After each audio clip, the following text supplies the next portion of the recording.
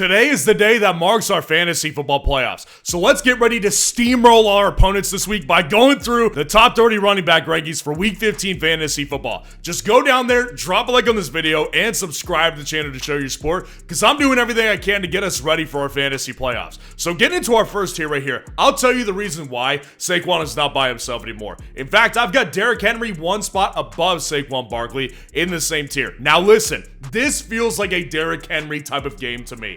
I believe this will be his peak performance of the fantasy playoffs right here, but I think it's now. He gets to take on the New York Giants, and it's coming off of a bye week. This feels like one of those games where they're going to crush the New York Giants, because New York is easily, at this time, the most dysfunctional franchise in the entire world, and they get them off a bye, so I expect them to crush them, and this to be a Derrick Henry, potentially 30 carry type of game where he gets 2 or 3 touchdowns. I think Derrick Henry's going to crush, and listen, Saquon Barkley takes on the Pittsburgh Steelers this week. Now, this is obviously a bust-proof guy. I'm not saying that he's going to bust. He would be way down the list if I expected Saquon Barkley to bust. I don't expect that. I think he's going to still be great. But it does give me a little bit of, concern, I guess, when I have so much confidence in a high-end running back like Derrick Henry this week and his matchup. I don't have that same level of confidence for Saquon Barkley. That's why he's down here at number 2. And I've got Joe Mixon in the same tier at number 3 as well. They get to take on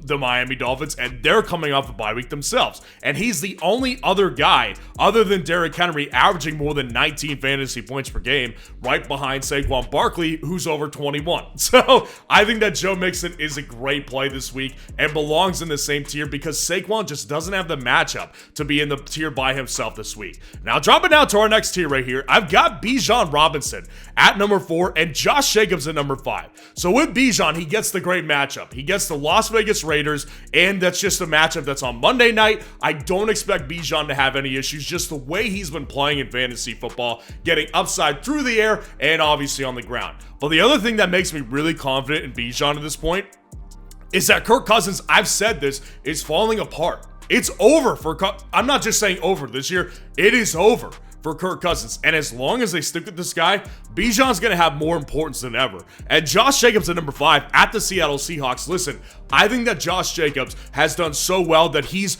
officially matchup proof, because he just showed us last week against the Detroit Lions where he rightfully scored 4 touchdowns, but they called back the 4th one. He scored 3 touchdowns on the Detroit Lions. That's a hard defense to play against in fantasy football when you're a running back. Now he gets the Seattle Seahawks, who, no question, are a hot defense right now, but Josh Jacobs is just as hot. This guy has been playing on fire. I've got him inside the top 5, and I want to illustrate something right here at number 6. Zach Charbonnet is at number 6. Now, listen, I don't know if Kenneth is going to play or not. Kenneth, as of Wednesday, did not practice, so I would say his status is up in the air, in regards to the fact that he's also listed as day-to-day.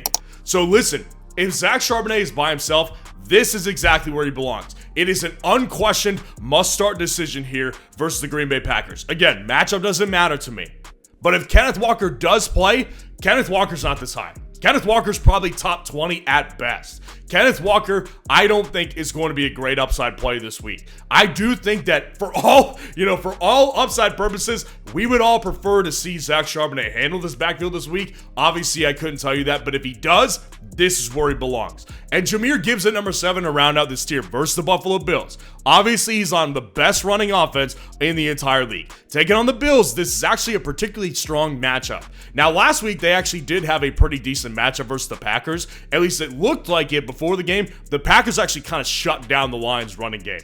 I don't expect that to happen a second straight week. Jahmyr Gibbs is going to be a great upside play this week. Now, dropping down to our next tier right here, I've got Kyren Williams at number 8 and Chase Brown at number 9. Now listen, Kyren is playing tonight against the San Francisco 49ers, and I just think that, it's been kind of a little bit of a wild ride with Kyren Williams over the last 2 months or so, I would say. But Kyren he has found the end zone again the last 3 weeks. And that's exactly kind of what we need, because he's been teetering between inefficient and efficient on the ground. Now, he had 29 carries last week, so that was a great sign. But the fact that he had 15 carries, 16, 15, and 15 the previous 4 weeks, that does make me a little concerned about his workload. So ultimately, he does need to get in the end zone, and I think the matchup is good for it. And then I've got, at number 9, Chase Brown, I think is ultimately just become a great play. Like Chase Brown, I've been saying this over the weeks, he's more Austin Eckler than he is Derrick Henry. Essentially what I mean by that is he's not going to take over with 20 to 25 carries on the ground and over 100 yards per game. What he's going to do is he's going to catch passes, and because he's so explosive and good at catching passes, his upside in fantasy is huge at this point. And he also does run the ball efficiently. The past 2 weeks particularly, 5.8, 4.1 yards per carry. But again, they stray away from the run more than they do try to run the ball down your throat. So against the Tennessee Titans this week, I think that he's just kind of become bust-proof at this point. And he's over Devon Achane and Chuba Hubbard at 10 and 11 here. And listen, Devon Achane, guys, I think is great. I do have a concern here, and it's very, very logical. Devon Achane, the past several weeks, has been extremely inefficient on the ground. He's had 4.3, 3.2, 2, and 1.7 yards per carry over the last month. Now listen, I think, is it because Devon Achane is not a good running back? Of course not. Devon Achane, there's a problem here though. He has a bad offensive line, and Devon Achane is not the type of guy, sort of like Chase Brown, to where he's going to handle, 20 to 25 opportunities per game. His workload is totally tied to his receiving upside, and it's going to be dependent on whether or not he gets in the end zone. Now he's kind of an end zone lock at this point. So as far as like where you want to rank Chase Brown and Devon Achane, you can go back and forth. I chose Chase Brown this week because I like his matchup a little bit better because Achane is taking on the Houston Texans. And then Chuba Hubbard belongs here. Chuba Hubbard is a great play. Easy top 12 back in the fantasy playoffs, especially this week. He takes on the Dallas Cowboys at home. I love this matchup. Chase Brown just ripped up that offense for more than 100 yards. Like, I think Chuba Hubbard is a shoo-in for a 100-yard day on the ground this week. And also, if nothing else, if not for nothing, Jonathan Brooks did tear his ACL again, so that ensures that Chuba Hubbard's going to get 20-plus carries easily. Because are they going to rely on Miles Sanders? No, that's not how it's going to work. Chuba Hubbard's going to crush this week against the Dallas Cowboys. Dropping down to our next tier, I've got James Conner at number 12 and David Montgomery at 13. So with James Conner versus New England Patriots, I love the matchup. And I also love the way that he's been playing the last several weeks in particular. This guy has had the threat of Trey Benson right on his heels because Trey Benson, every time he touches the ball, looks really good. But James Conner has also looked really good. This guy's a fighter, man. I do like that DNA that he has. He doesn't want to lose this job, and they just signed him to an extended deal, so they still believe in him as a player as well. I love James Conner heading into the playoffs against the New England Patriots, and David Montgomery versus the Bills. Obviously, this matchup is great, as I said earlier, and again, I don't want to lie to you guys and say I have new information on this. I don't. David Montgomery is David Montgomery. There's only one way to describe this guy. He's going to be efficient enough on the ground behind a great offensive line. He's going to handle the bulk of the carries on a weekly basis. He's also going to have some receiving upside, and he's a touchdown lock. This guy does not leave the top 15. Aaron Jones to round out this tier. I think this tier is unique because Aaron Jones also, I've been kind of underselling him lately, I believe. Aaron Jones versus the Chicago Bears, obviously the matchup is great. Chicago has been really bad against running backs over, the majority of the year. And Aaron Jones, the reality with him is that my problem with him stems from his workload, in which I believe is a very unstable workload. He goes from 22 carries to 5 carries the next week. That is a problem here for sure.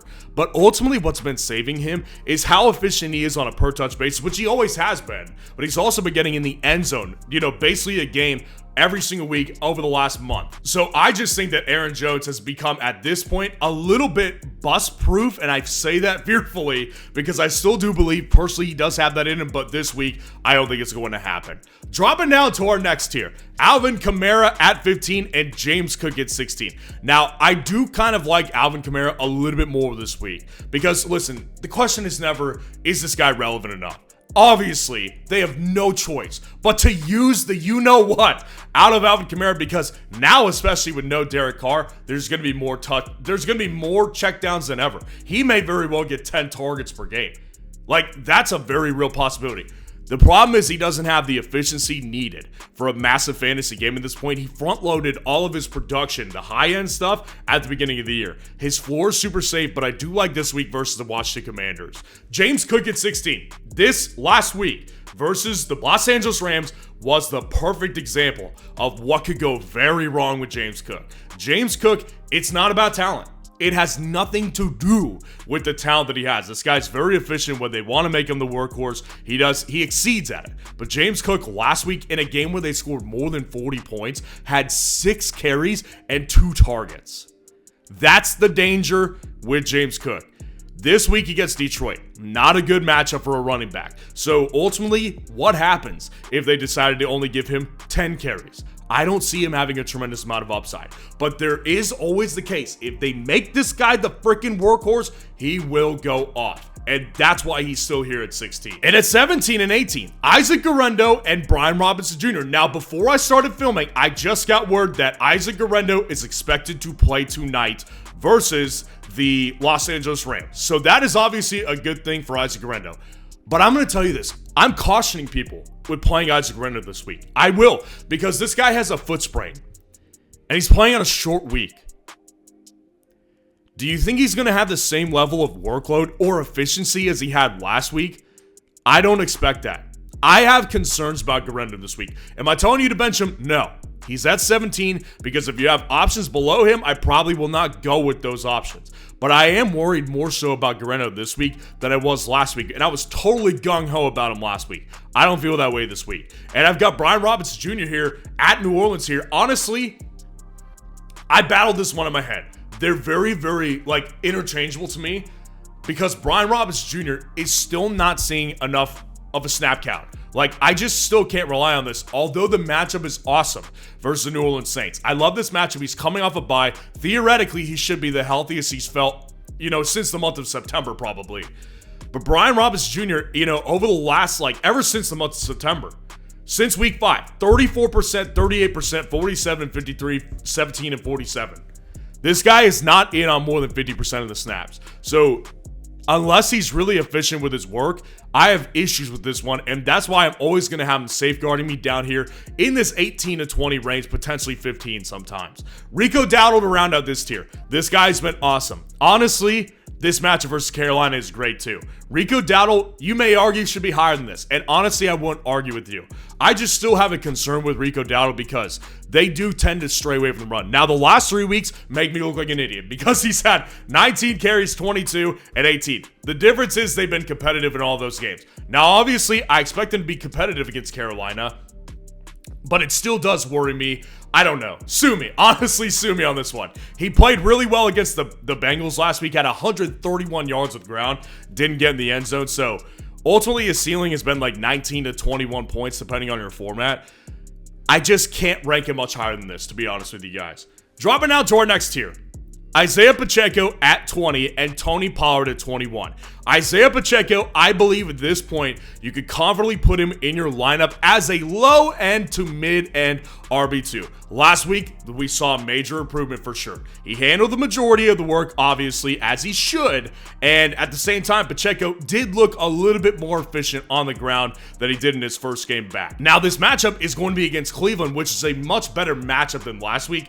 I still can't put him super high because I do need to see him hit that ceiling first. And then with Tony Pollard at 21, listen, Tony Pollard is questionable heading into this game. That's already a concern for me. And I've been saying this, the game split between when he has Tyjae Spears there and when he doesn't, he's a different player in fantasy football. Now, last week he did pretty well, 13.4 fantasy points in a half PPR format, and he had 102 yards on the ground. Against Cincinnati this week, if this guy is injured and Tyjae Spears is healthy, which he is, I just don't know how I can rank this guy super higher than this because I do expect them to be limiting his workload if he comes into this game injured. Jonathan Taylor at 22 and Ramondre Stevenson at 23 rounding us out. Jonathan Taylor, I've been saying this for a while. The problem that we had during the offseason with Jonathan Taylor was that we feared he might get some red zone opportunities taken away from him by Anthony Richardson. That is exactly what has happened over the last several weeks. They're coming out of a bye week and they're taking on the Denver Broncos. Number one, this matchup for a running back is no bueno. Number two, he doesn't get enough passing opportunities because Anthony Richardson's a runner. I don't see him being super efficient in this game, and unless he gets in the end zone, I think Jonathan Taylor is at very, very high risk of busting. And Ramondre Stevenson at 23. I think Ramondre Stevenson at Arizona is in the same exact boat. Could very easily bust. Now, Ramondre Stevenson does have the advantage of, being the workhorse and not like having a real danger of having red zone opportunities taken away from him. I don't see that likelihood, but I do potentially see the Cardinals crushing them. And if the Cardinals crush them, kiss it goodbye.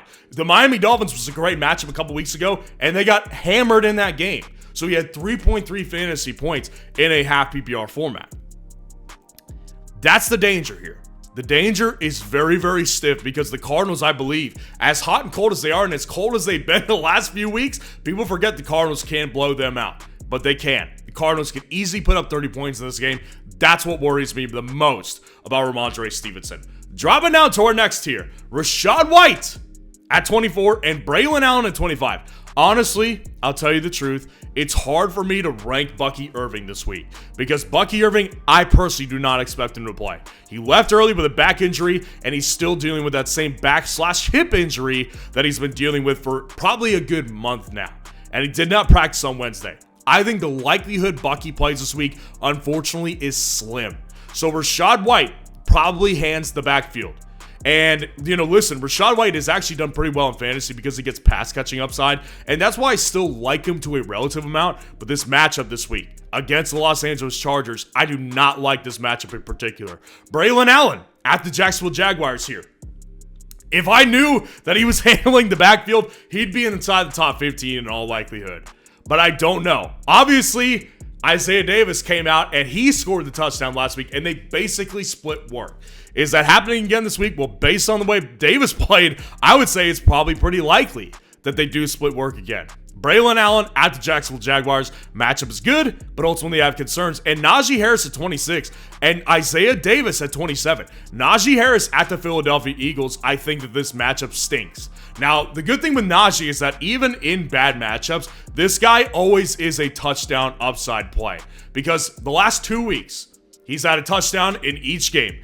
And last week, obviously, he played the Cleveland Browns, not the same. But there always is the potential that he does see targets as well. Now, last week he had 0, but the week before that he had 6 targets. So there is always, a way that Najee can score points to a point where I do believe his floor has become relatively safe and his ceiling is probably about 20 points. And then Isaiah Davis here. Honestly, you could kind of mix and match these previous 3 guys. Isaiah Davis could easily be above both Braylon and Najee Harris. Like, if you prefer to play Davis over Braylon Allen this week, honestly, I don't think it's the worst idea. He gets the Jacksonville Jaguars, same great matchup, and he was the one who scored last week. Now, this offense is ultimately unpredictable. I can't really predict this offense too much. Isaiah Davis, though, I do think is a pretty solid play this week. And dropping down to our last tier, unfortunately, I've got to put Tyrone Tracy down here. And Sincere McCormick at 29.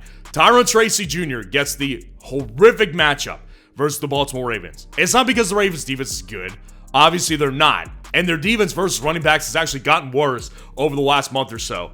They're going to get killed. They're going to get absolutely...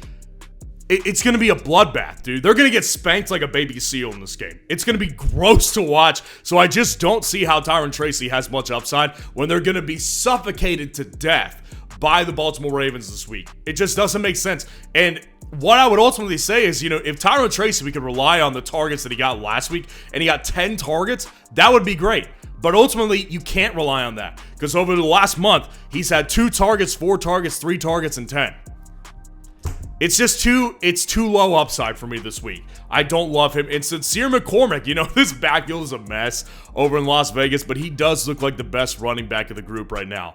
Versus Atlanta, there's no Zamir White. Who cares about that? The guy's been irrelevant all year, but there also is still a banged-up Alexander Madison. And he has been the one handling the carries since Madison's been out. Versus Atlanta this week, the matchup's actually pretty good. I just ultimately don't trust this offense to do much more than put up 14 points on the board. And then DeAndre Swift at 30. This guy has fallen from grace. I keep saying this. Ever since Shane Waldron left, this guy has suffered easily the most on this offense. This offense absolutely has changed, and DeAndre Swift has kind of been left out. Matchup's tough this week. And I just don't see DeAndre Swift having a ceiling that's higher than like 8 to 10 points, and his floor is basically around 3 to 2 points at this point. So let me know how your lineup looks this week, and if you want to see the top 30 wide receiver rankings this week, click on this video right here.